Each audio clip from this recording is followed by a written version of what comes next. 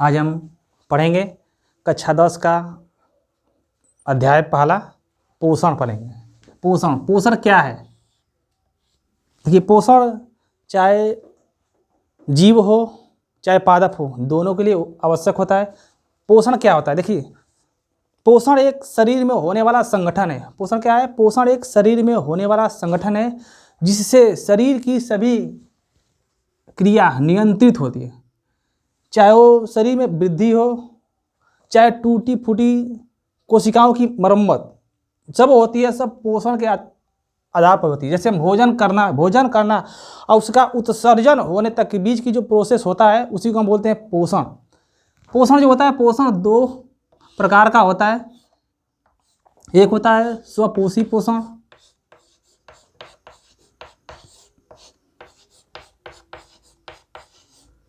एक होता है विषमपोषी पोषण।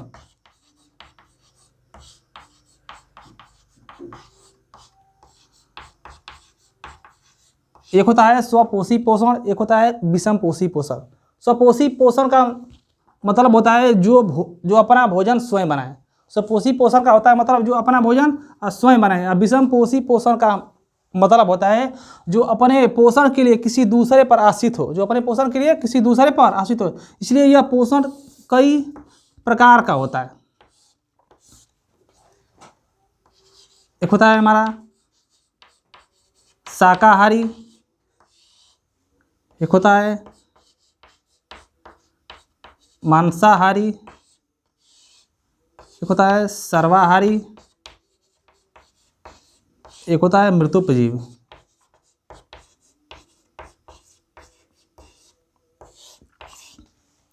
अब देखिए, जो हमारा स्वपोषी पोषण होता है उसके अंतर्गत अपना भोजन स्वयं बनाने वाले कई है, उसका नाम है पादप।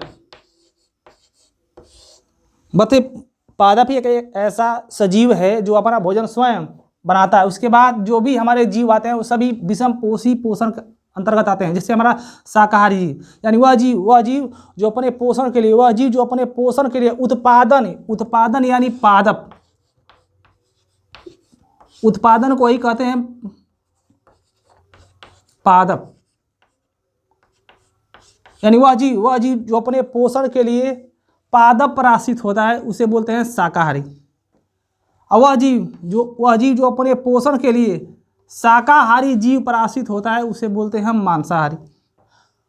सर्वाहारी, वह जीव जो अपने पोषण के लिए मांसाहारी और शाकाहारी दोनों पर आश्रित होता है उसे बोलते हैं हम सर्वाहारी।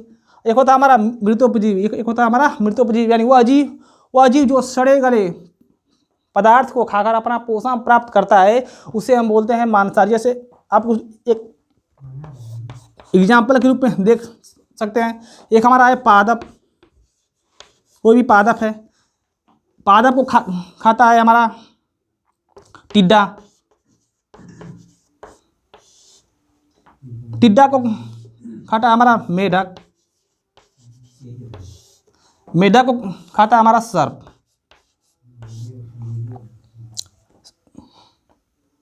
सर्प को हमारा खाएगा हमारा मोर। देखिए, ये हमारा पादप, देखिए ये पादप है जो अपना भोजन स्वयं बनाता है सूर्य के प्रकाश के द्वारा। तो ये हमारा हो गया उत्पादन, ये हमारा क्या हो गया? उत्पादन। और इस पादप यानी घास, इस घास को कौन खा रहा है? तो खा रहा है टिड्डा। तो यह हो गया हमारा कौन सा? शाकाहारी। और देखिए, इस टिड्डा को कौन खा रहा है? मेढक। तो ये हो गया कौन सा? हमारा मांसाहारी। और इस मेढक को सर्प खा रहा है, ये भी हो गया हमारा कौन सा? मांसाहारी। लेकिन यह जो सर्प को खा रहा है मोर, ये भी हो गया कौन सा? हमारा मांसाहारी हो गया। लेकिन देखिए, सर्वाहारी का मतलब होता है जो पादप को खाए, टिड्डा को खाए, मेढक को खाए, सर्प को खाए, उसको बोलते हैं कौन सा? सर्वाहारी। एक होता है मृतोपजीवी, यानी वह जीव जो ये सब को, टिड्डा को भी खाए, मेढक को खाए, सर्प को खाए, मोर को खाए, यानी वह जीव जो इन सब को खाता है। जैसे इनको खाएगा, ये इनके मरने के बाद इनको छोटे छोटे जीव खाते हैं, तो उन्हीं को बोलते हैं हम कौन सा? मृतोपजीवी।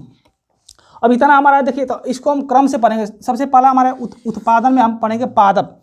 तो क्योंकि पादप भी भाई सजीव होते हैं, तो पादप में पोषण कैसे होता है, पादप में पोषण कैसे होता है, तो सबसे हम पढ़ेंगे पादप। सबसे पहले पढ़ेंगे पादप। अब देखिए कुछ हम जानेंगे पौधे के बारे में। पौधे क्या हैं, पौधे के कितने भाग होते हैं, पौधे कितने प्रकार होते हैं। तो आपको मालूम है कि पौधे हमारे दो प्रकार के होते हैं। एक होता है पुष्पोद्भिद, एक होता है अपुष्पोद्भिद। अपुष्पोद पादप यानी पौधे दो प्रकार के होते हैं। एक होता है पुष्पोद्भिद, एक होता है अपुष्पोद्भिद। एक होता है हमारा कौन सा, पुष्पोद्भिद, यानी वो अपादप जिनमें फल फूल का क्या होता है, विकास होता है। जिसमें फल फूल का विकास होता है उसे बोलते हैं पुष्पोद्भिद पादप। ऐसा पादप जिसमें फल फूल का विकास नहीं होता है उसे बोलते हैं अपुष्पोद्भिद पादप। यानी जो हमारा पुष्पोद्भिद पादप होता है वह पुनः दो भागों में क्या होता है, बढ़ जाता है। एक को बोलते हैं नग्न बीजी, एक को बोलते हैं आवृत बीजी। आवृत बीजी यानी जो हमारा पुष्पोद्भिद पादप होता है वो पुनः दो भागों में क्या होता है, बढ़ जाता है। एक को बोलते हैं नग्न बीजी, एक को बोलते हैं आवृत बीजी। यानी नग्न बीजी का मतलब होता है, यानी इस पादप को बांटते हैं हम बीज के आधार पर। यानी नग्न बीजी का मतलब बीज जो है वो कैसा है, नंगा, यानी वो अभी जो कपड़ा वपड़ा पहना होना नहीं है। यानी जो कपड़ा पहनता नहीं है उसे हम क्या बोलते हैं, उघारे बोलते हैं। भोजपुरी में बोलते हैं उघारे। यानी वो अभी जो क्यों नो कपड़ा वपड़ा पहन ले ना, वही के बोलेगा नग्न बीजी। यानी वो अभी जिसके ऊपर कोई परत यानी आवरण नहीं होता है उसी को बोलते हैं नग्न बीजी। और आवृत बीजी का मतलब होता है ऐसा बीज जो कपड़ा पहन ले बा, बढ़िया बढ़िया जीन्स, बढ़िया बढ़िया टी शर्ट, बढ़िया बढ़िया पैंट, यानी वह बीज जो कई आवरणों से मिलकर बनता है उसे बोलते हैं आवृत बीजी पादप। और वह बीज जिनके बीज के ऊपर कोई आवरण नहीं होता है उसे बोलते हैं नग्न बीजी पादप। जो आवृत बीजी पादप होते हैं जिनके बीज के ऊपर आवरण होता है यानी जो कुर्ता पहने होते हैं वह दो भागों में क्या होते हैं, बट जाते हैं। एक बोलते हैं एक बीज पत्री पादप, एक बीज पत्री पादप, एक बोलते हैं दोए बीज पत्री, दोए बीज पत्री पादप। यानी ऐसे बीज जिनको कहीं से तोड़ने पर, ऐसे बीज जिनको कहीं से तोड़ने पर दो भागों में बट जाते हैं उसे बोलते हैं दोए बीज पत्री पादप। यानी जिनमें वह पादप जिनमें बीज पत्र जो होता है, बीज पत्र की संख्या 2 होती है, वह पादप जिनमें बीज पत्र की संख्या 2 होती है या जिनको तोड़ने पर दो भागों में आसानी से बट जाते हैं उसे बोलते हैं दोए बीज पत्री पादप। जैसे में चना ले लो, मूंगफली ले लो, सरसों ले लो, इनको आसानी से तोड़ेंगे, इनके परत को हटाएंगे तो ऑटोमेटिक दो भागों में क्या हो जाएंगे, बट जाएंगे। और ऐसे पादप, ऐसे बीज जिनको तोड़ने पर आसानी से दो भागों में बढ़ते नहीं है, अर्थात जिनमें बीज पत्र की संख्या 1 होती है उसे बोलते हैं एक बीजपत्री पादप। जैसे में हमारा इसमें आएगा चावल आ जाएगा, गेहूं आ जाएगा। यानी देखिए जो भी चावल होता है, जो भी क्या होता है गेहूं होता है, उनको तोड़ेंगे तो आसानी से टूटेंगे नहीं, इसलिए वो एक बीजपत्री। यानी सिंपल भाषा में कह सकते हैं कि जेवन बस एगो कपड़ा पहन ले ओके कहल जाए एक बीजपत्री, और जेवन दूगो कपड़ा यानी आवरण के ऊपर एक और आवरण ओके बोल जाए दो बीजपत्री पादप। यानी जिनके बीज पत्र दो भागों में क्या होते हैं, टूट जाते हैं उसे बोलते हैं दो बीजपत्री पादप। और जिनको तोड़ने पर एक दो भाग में टूटते नहीं है उसे बोलते हैं एक बीजपत्री पादप। ये था हमारा पुष्पोद्भिद की कहानी। अब आ गया था हमारा अपुष्पोद्भिद, यानी वह पादप जिनमें फल और फूल लगते नहीं है। तो कुछ ऐसे पादप होते हैं जिनमें फल और फूल लगते नहीं, तो उसे बोलते हैं अपुष्पोद्भिद पादप। और अपुष्पोद्भिद पादप के अंतर्गत 3 चीज़ आता है। एक को बोलते हैं थैलोफाइटा, एक होता है ब्रायोफाइटा, एक होता है टेरिडोफाइटा। यानी अपुष्पोद्भिद पादप 3 भागों में क्या होता है, बढ़ जाता है। एक को बोलते हैं थैलोफाइटा, एक को बोलते हैं ब्रायोफाइटा, एक को बोलते हैं टेरिडोफाइटा। देखिए थैलोफाइटा के अंतर्गत सभी शैवाल आते हैं, शैवाल यानी काई। ब्रायोफाइटा के अंतर्गत सभी घासें आती हैं और टेरिडोफाइटा के अंतर्गत सभी झाड़ियाँ आती है। ये था हमारा कौन सा, पौधे के प्रकार। भाग नहीं थे, ये क्या थे हमारे प्रकार। यानी पौधे कहेंगे 2 प्रकार के होते हैं, पुष्पोद्भिद पादप, अपुष्पोद्भिद पादप। पुष्पोद्भी पादप पुनः दो भागों में बढ़ते हैं, नग्न बीजी और आवृत्ति बीजी। नग्न बीजी का कोई प्रकार नहीं होता है, आवृत्ति बीजी का होता है प्रकार, जिसे दो भागों में बांटते हैं, एक बीजपत्री पादप और दो बीजपत्री पादप। और जो हमारा पुष्पोद्भी पादप होता है वो पुनः तीन भागों में बढ़ता है, एक को बोलते हैं थैलोफाइटा, एक को बोलते हैं ब्रायोफाइटा, एक को बोलते हैं टेरिडोफाइटा। ये था हमारा पौधे के प्रकार। अब देखेंगे पौधे के हम भाग, देखेंगे हम कौन सा पौधे के भाग।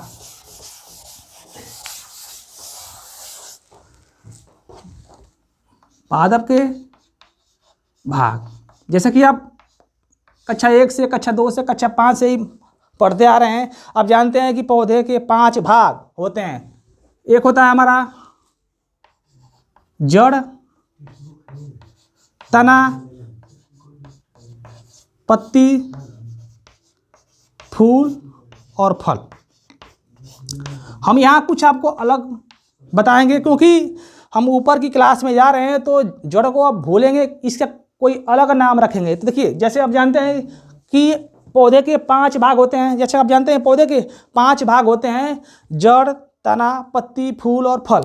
अब यहाँ पे हम पढ़ेंगे इनका विकास कहाँ से होता है। तो जैसे हम जानते हैं जड़ का विकास आप जानते होता है मूलांकुर से। जड़ का विकास कहाँ से होता है? मूलांकुर से। तना का विकास होता है प्रांकुर से। तना का विकास होता है प्रांकुर से। पत्ती का होता है विकास पर्व संधि से। पर्व संधि से। फूल का होता है विकास पुष्पासन से। और फल का विकास होता है अंडाशय से। ये जानिएगा। अब देखिए, अब हम पढ़ेंगे कक्षा 10 में, तो अब हमें जड़ की जगह मिलेगा मूलांकुर, तना की जगह मिलेगा प्रांकुर, पत्ती के जगह मिलेगा पर्वसंधि, फूल की जगह मिलेगा पुष्पासन और फल की जगह मिलेगा अंडाशय। तो अब हम इनको भूल जाएंगे, अब याद करेंगे किनको? ये इन 5 के। अब देखिए, जैसे हम जानते हैं कि जड़ का विकास होता है मूलांकुर से। जड़ जो होती है पौधे का मुख्य भाग होती है, जो पौधे को वृद्धि, पोषण एवं क्या करती है? सुरक्षा प्रदान करती है। अब जानते हैं कि जो हमारा जड़ होता है, जो हमारा क्या होता है, अब एक एक को पढ़ेंगे पारा पारी, ध्यान दीजिएगा। एक में आटेगा नहीं, इसीलिए हम पढ़ेंगे एक एक को। एक हम पढ़ेंगे कौन सा? जड़। जो जड़ का विकास होता है गुरुत्वाकर्षण बल के दिशा में होता है। जैसे आप जानते हैं कि गुरुत्वाकर्षण में कहाँ लगता है? नीचे लगता है। तो जड़ भी कहाँ बनती है? नीचे। जड़ भी कहाँ बनती है? नीचे। ये कहते हैं कि जड़ जो होता है गुरुत्वाकर्षण बल के विपरीत दिशा में लगता है।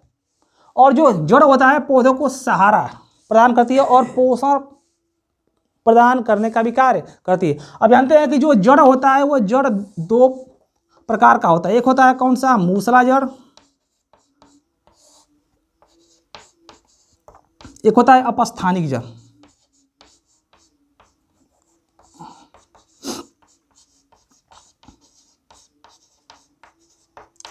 एक होती है मूसला जड़, एक होती है कौन सी? अपस्थानिक जड़। और मूसला जड़ क्या है? वह जड़ जो मांसल होकर शाखाओं में बढ़ जाती है। जैसे में ये हमारी कोई जड़ है, जमीन है, यहाँ से कोई जड़ आई, यहाँ से, यानी वह जड़ जो मांसल यानी मोटी होकर शाखाओं में ऐसी बढ़ती जाती है, उस प्रकार के जड़ को ही बोलते हैं हम मूसला जड़। यानी वह जड़ जो मांसल होकर शाखाओं में बढ़ती जाती है, उसे बोलते हैं मूसला जड़। एक होता है अपस्थानिक जड़, यानी वह जड़ जो शाखाओं में नहीं गुच्छों में पाई जाती है, वह जड़। इसीलिए इसे बोलते हैं झखुरा जड़ के भी नाम से क्या करते हैं? जानते हैं। यानी वह जड़ जो गुच्छों में पाई जाती है, वह जड़ जो गुच्छों में पाई जाती है, उस प्रकार की जड़ को बोलते हैं अपस्थानिक जड़। जैसे भाई ये जड़ आप देखे होंगे धान में पाई जाती है, गेहूं में पाई जाती है। ये सब कौन सी होती है जड़? झखरा जड़, यानी झखरा जड़ यानी अपस्थानिक जड़ होती है। तो सिंपल भाषा में कह सकते हैं वह जड़ जो मांसल होकर शाखाओं में बढ़ती जाती है, उस प्रकार की जड़ को बोलते हैं मूसला जड़। और वह जड़ जो गुच्छों में पाई जाती है, उस प्रकार की जड़ को हम बोलते हैं अपस्थानिक जड़।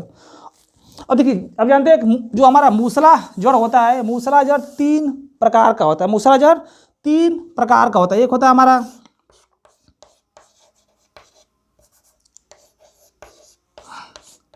तर्करूपी, एक होता है शंकुरूपी, एक होता है कुंभरूपी। यानी मूसला जड़ तीन प्रकार का होता है, एक होता है तर्करूपी जड़, एक होता है कुंभरूपी जड़ और एक होता है शंकुरूपी जड़।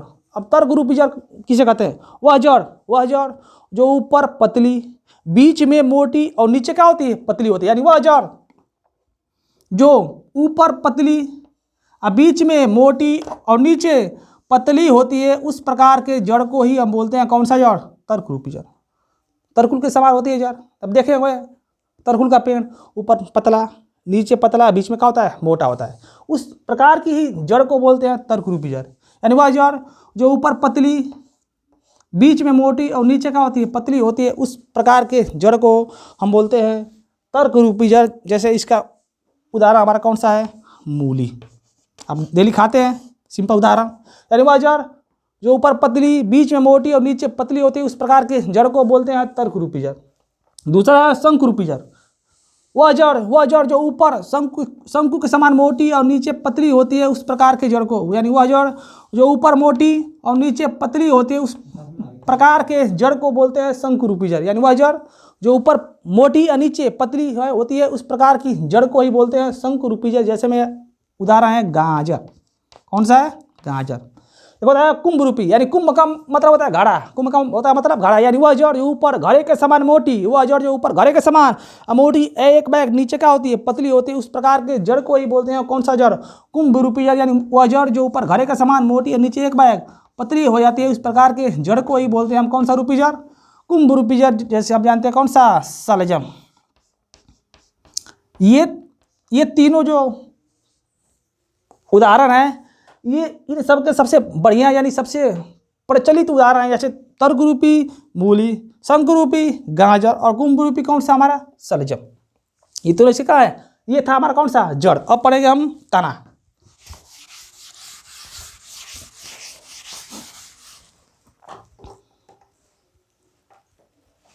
अब पढ़ेंगे हम, जैसे दूसरा पढ़ेंगे पत्ती के पादप के भाग, वो है तना।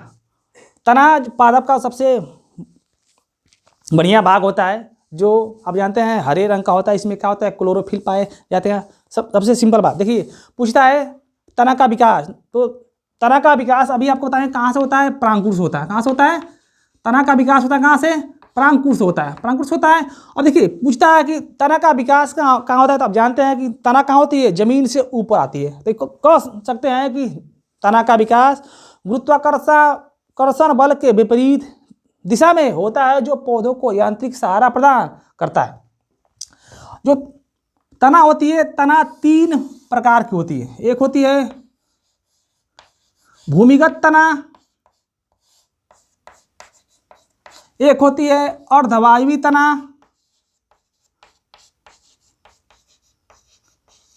एक होती है अर्धवायवी तना, एक होती है वायवी तना। वायवी तना यानी तना तीन प्रकार की होती है। एक होती है भूमिगत तना, एक होती है अर्धवायवी तना, एक होती है वायवी तना। अब देखिए लिखा है भूमिगत तना, यानी वह तना जो जमीन के नीचे होती है, वह तना जो जमीन के नीचे होती है, उस प्रकार की तना को बोलते हैं भूमिगत तना। यानी कुछ तना ऐसे भी होती है जो जमीन कहाँ होती है? नीचे होती है, उस प्रकार की तना को बोलते हैं भूमिगत तना। एक होता है अर्धवायु, अर्ध मने आधा, अर्ध मने आधा, वायु मने हवा में। यानी वह तना जो कुछ भाग नीचे और कुछ भाग ऊपर, यानी वह तना जिसका कुछ भाग जमीन के नीचे और कुछ भाग जमीन के ऊपर होता है, उस प्रकार के तना को बोलते हैं अर्धवायवी तना। क्या बोलते हैं? अर्धवायवी तना। एक होती है तना जो वायवी तना जो हमेशा जमीन के कहाँ होती है? ऊपर होती है। यानी वह तना जो हमेशा जमीन के ऊपर होती है, उस प्रकार के तना को बोलते हैं वायवी तना।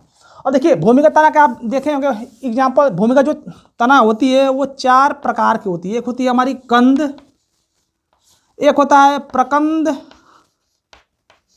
एक होता है घनकंद, एक होता है चौथा होता है सलकंद।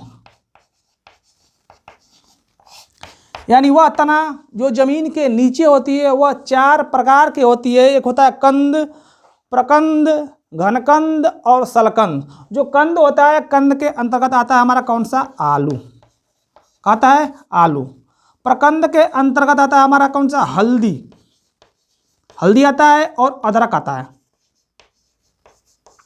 हल्दी आता है और कौन सा आता है? अदरक। घनकंद के अंतर्गत आता है हमारा गंजी। गंजी आता है। और सलकंद के अंतर्गत आता है हमारा प्याज। प्याज आता है। और क्या आता है? लहसुन। दैनिक जीवन में उपयोग होने वाले वस्तुओं के बारे में आपको हम बता रहे हैं कि जिनसे ये आप उदाहरण अक्सर पेपर में पूछता है। जैसे आपसे पूछ दिया कि आलू क्या है। आलू क्या है तो बहुत लोग जानेंगे कि आलू जब जमीन के नीचे बैठता है तो वो क्या है? एक जड़ है। लेकिन आलू जड़ नहीं है। आलू क्या है? एक हमारी तना है। वैसे भी हल्दी भी क्या है? बहुत लोग जानेंगे कि हल्दी जब नीचे बैठती है जमीन के नीचे तो वो क्या होगी? जड़ होगी। लेकिन वो भी जड़ नहीं है, क्या है? तना है। गंजी भी क्या है? तना भी, और प्याज भी, और क्या है? लहसुन भी हमारी क्या है? हमारी क्या, एक प्रकार की क्या है? सब तना है। यानी वो तना आप देख रहे हैं कि वो तना अभी कहें कि वो तना जो जमीन के कहाँ होती है? नीचे होती है। उस प्रकार के तना को हम बोलते हैं कौन सा तना? भूमिगत तना। तो आप देख रहे हैं आलू आ गया, हल्दी आ गया, अदरक आ गया, गंजी आ जाएगा, प्याज आ जाएगा, लहसुन आ जाएगा, बंडा आ जाएगा। ये सब कौन सा है? भूमिगत तना। यानी एक प्रकार क्या है? तना है। दूसरा है अर्धवायवी तना। दूसरा है कौन सा? अर्धवायवी तना है। अर्धवायवी तना यानी वह तना जिसका कुछ भाग जमीन के नीचे और कुछ भाग जमीन के ऊपर होता है। उस प्रकार के तना को वो वही बोलते हैं अर्धवायवी तना। देखिए इसके अंतर्गत आएगा हमारा, आप देखे होंगे दुब्बा, आप देखे होंगे दुब्बा, आप देखे होंगे ना, वो होता है अर्धवायवी तना। जैसे में देखिए ये हमारा जमीन है। जमीन पे ऐसे हमारा क्या होता है? दुब्बा होता है। दुब्बा का एक भाग क्या होकर? बड़ा होकर ये ऐसे जमीन पे आता है और कुछ भाग नीचे। और जब जो भाग जो तना का या भाग मिट्टी में आता है वहाँ पे कुछ भाग क्या होता है? फूल जाता है। और यहाँ से एक क्या होता है? नया दुब्बा का क्या होता है? निर्माण होता है। तो ये भी कौन से अर्धवायु तना? जैसे हम देखें कि पुदीना, एक आया है गाना, ले लो पुदीना, ले लो पुदीना। तो पुदीना भी क्या है? एक अर्धवायवी तना है। और ये एक बहुत फेमस उदाहरण है जो आप जानते हैं कि एक हमारा एक पेड़ होता है जिसको बोलते हैं सिनकोना का पेड़। क्या बोलते हैं? सिनकोना। सिनकोना का पेड़ जो पश्चिम बंगाल में क्या होता है? मिलता है। पश्चिम बंगाल में मिलता है, जो सुंदरबन डेल्टा में मिलता है, जो भारत का सबसे बड़ा क्या होता है? भारत में सबसे विश्व का सबसे बड़ा डेल्टा है, जो गंगा नदी और ब्रह्मपुत्र नदी के मिलने से बनता है। वहीं पे पाया जाता है सिनकोना का पेड़, जिससे कुकैन नामक क्या बनती है? दवा बनती है। कौन सी बनती है? कुकैन नामक क्या होती है? दवा बनती है, जो मलेरिया के उपचार में क्या होती है? कारगर होती है। तो जो भी आप कहें, सिनकोना कहें, दुब्बा कहें, या कहें क्या कहें, पुदीना कहें, ये सब क्या है? एक हमारी कौन सा? अर्धवायवी तना है। एक होता है कौन सा तना? वायवी तना। यानी वह तना जो जमीन के कहाँ होती है? ऊपर होती है। उस प्रकार की तना को बोलते हैं कौन सा? वायवी तना। आप इसका उदाहरण, आपके यहाँ जो भी पादप है, जैसे आम हो गया, अमरूद हो गया, शीशो हो गया, बरगद हो गया, जो भी आप देख रहे हैं तना, ये सब कौन सी तना है? वायवी तना। तो ये था हमारा कौन सा तना का प्रकार? टोटल भूमिगत, अर्धवायवी, वायवी तना। यहीं पे हमारा आज का क्लास खत्म। कल पढ़ेंगे हम पत्ती।